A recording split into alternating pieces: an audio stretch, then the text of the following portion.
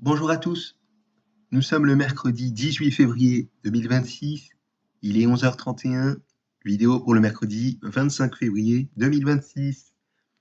Alors c'est la 52e archive de MotoGP aujourd'hui, et puis déjà, le 615e Grand Prix Moto Championnat depuis 1949, et c'est le Grand Prix Moto de Catalogne 2001, pardon. Il a lieu, sachez-le, sur les dates des 24 heures du Mans Auto 2001, du vendredi 15 juin 2001 au dimanche 17 juin 2001. Et on va commencer par la présentation des nouveaux pilotes par la catégorie 125. Je n'ai pas de nouveaux pilotes. Et nous avons une seule wildcard, celle de Daniel Piniera. Et nous avons un seul remplaçant qui est Adrian Arugo qui remplace Philippe Hafneger. Donc on va passer au résultat de la première séance d'essai libre puisqu'il n'y a aucun nouveau pilote. Et donc voilà. Et la position de Dani Pedrosa, où sur cette première séance d'essai libre, il est 5e, ce qui est très intéressant. Il est à 980 millièmes du meilleur temps.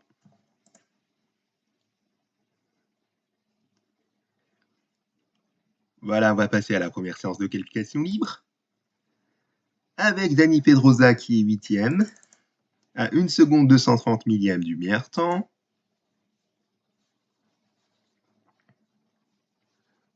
Voilà, et vous l'avez remarqué que le dernier qui est Adrian Arugo est à 6 secondes pile du meilleur temps réalisé par Lucio Cecchinello, ce qui est assez étonnant. Mais bon, on va passer à la deuxième séance d'essai libre. Avec Dani Pedrosa qui est 19e, à 1 seconde 562 millièmes du meilleur temps.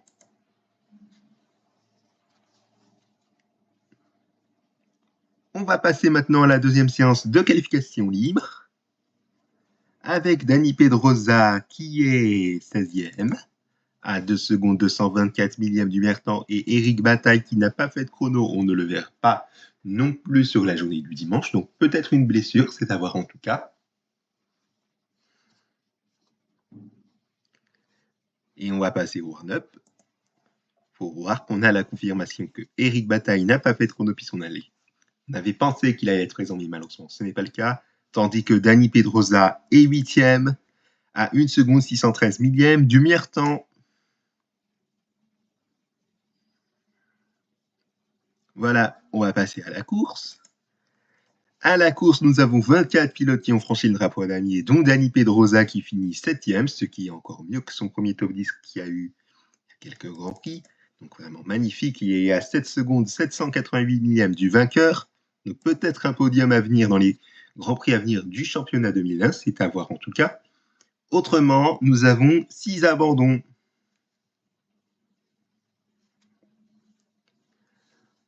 Voilà, si vous avez regardé le nom des 24 pilotes qui ont franchi le drapeau à damier et les 6 abandons, voici le détail des abandons. Voilà. Je suis allé un petit peu trop vite, mais bon, j'espère que ça ne va pas censurer la vidéo. Mais bon, ce n'est pas très grave.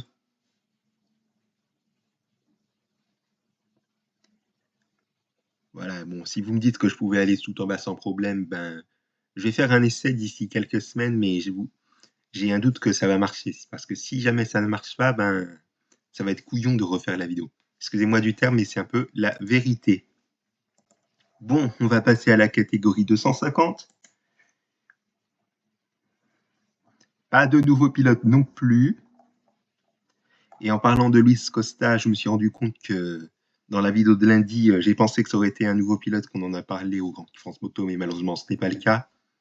En fait, c'est un pilote nouveau qu'on en a parlé au Grand Prix Moto d'Espagne 1999. Donc c'était il y a combien de temps? C'était vers la fin octobre 1990. Enfin, la fin octobre 2025, excusez-moi. C'était il y a 2, décembre, novembre. C'était il y a sans doute près de 4 mois qu'il y avait la vidéo du Grand Prix d'Espagne 1999, si je ne me trompe pas. Mais bon, si j'ai aucun nouveau pilote, est-ce qu'on a une wildcard? Eh bien oui, celle d'Alvaro Molina. Et nous avons 2 remplaçants, Luis Costa qui remplace Julien Allemand et Teru Sekiguchi qui remplace Diego Diogouvaz. Enfin, Luis Costa, j'ai dit Grand Prix France Moto 2001. Non, c'est pas ça, c'était Grand Prix d'Italie 2001. Qu'est-ce que je raconte, moi? Oh là là, c'est pas vrai. Décidément, je n'arrête pas de faire des erreurs, mais bon, c'est pas très grave.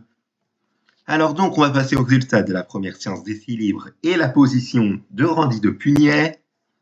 Il est huitième. Ah, je me suis trompé. Il est à 801 millième du meilleur temps.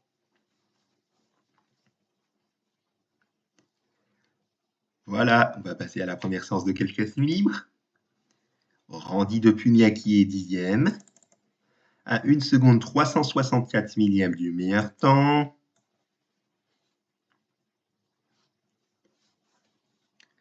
Voilà la deuxième séance d'essai libre maintenant. Randy de Pugnet qui est huitième à 864 millième du meilleur temps et un petit point d'interrogation pour Stuart Stewart qui a fait peu de tours, seulement que 3 et que son chrono il est quand même classé, vous le voyez, à 27 secondes 834 millième du meilleur temps, ce qui est assez curieux. Mais bon, je laisse regarder les résultats, on s'en pose évidemment. Voilà, deuxième séance de qualification libre. Avec Randy de Pugnet qui est cinquième à 984 millième du meilleur temps. Donc c'est très intéressant. On voit qu'il veut vraiment sa revanche après son début de saison catastrophique que vous avez bien suivi.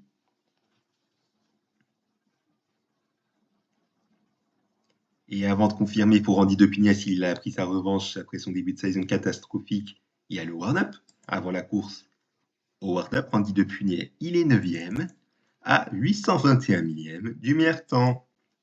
Tandis que César Barros n'a pas fait de chrono. Alors attendez que je vérifie un petit truc. Non, c'est bon. César Barros n'a pas fait de chrono. Peut-être une chute au warm-up auquel il a rendu inapte puisqu'on ne le verra pas sur la course.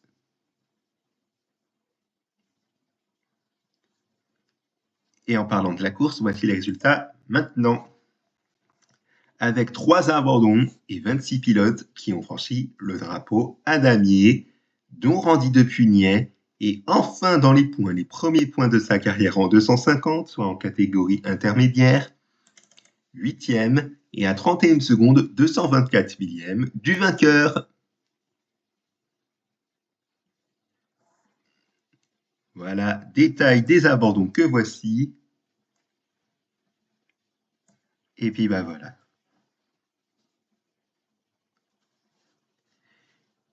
Et on va terminer par la catégorie 500.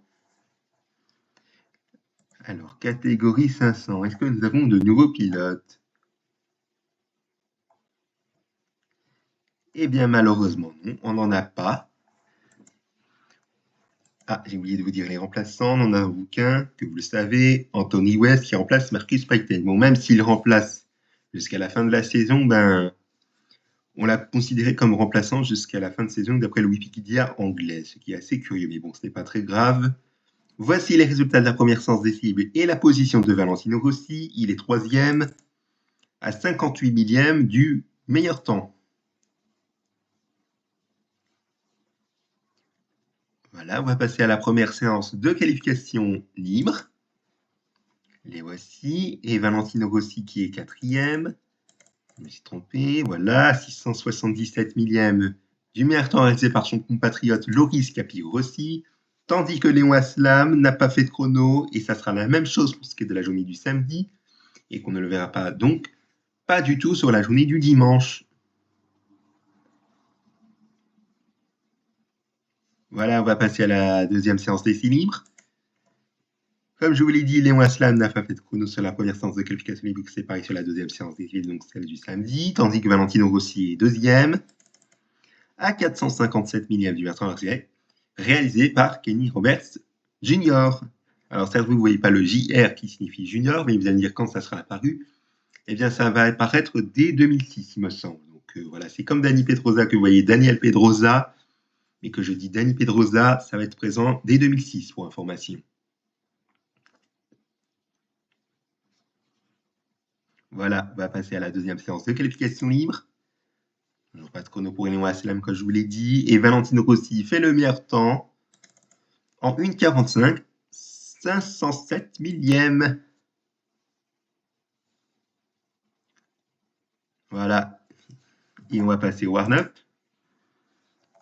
Alors, Gary McCoy n'a pas fait de chrono et on ne le verra pas non plus sur la journée du dimanche, malheureusement. Donc, ce qui fait que Léon Aslam et Gary McCoy ne seront pas présents pour la course.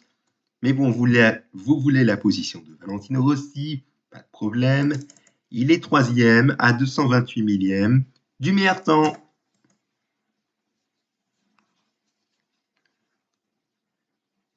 Hop, on va passer à la course. 18 pilotes qui ont franchi le drapeau à damier, 3 abandons et Valentino Rossi retrouve la victoire en étant vainqueur. Vous l'auriez compris après sa chute survenue en Italie, d'après ce que j'ai regardé. Donc voilà.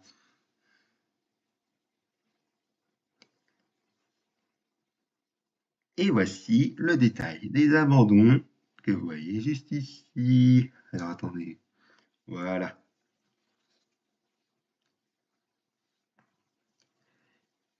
Et c'est la fin de cette archive de MotoGP. Merci à vous de l'avoir suivi. On se donne rendez-vous la semaine prochaine pour les premières archives du mois de mars 2026, évidemment, pour les archives de MotoGP, les numéros 53 et 54. Avec lundi, les Pays-Bas, que vous voyez juste ici. Et mercredi prochain, la Grande-Bretagne à Donington. Passez une excellente journée sur ma chaîne YouTube. N'oubliez pas qu'à partir de vendredi, à partir de 3h du matin, il me semble, il y aura le Grand Prix Moto de Thaïlande à suivre sur Canal Plus Sport 360, bien évidemment. Et que le Grand Prix aura lieu, évidemment, vous l'aurez compris, à 9h le dimanche et la course sprint également à 9h, d'après ce que j'ai noté dans mon agenda. Merci pour votre attention et à très bientôt.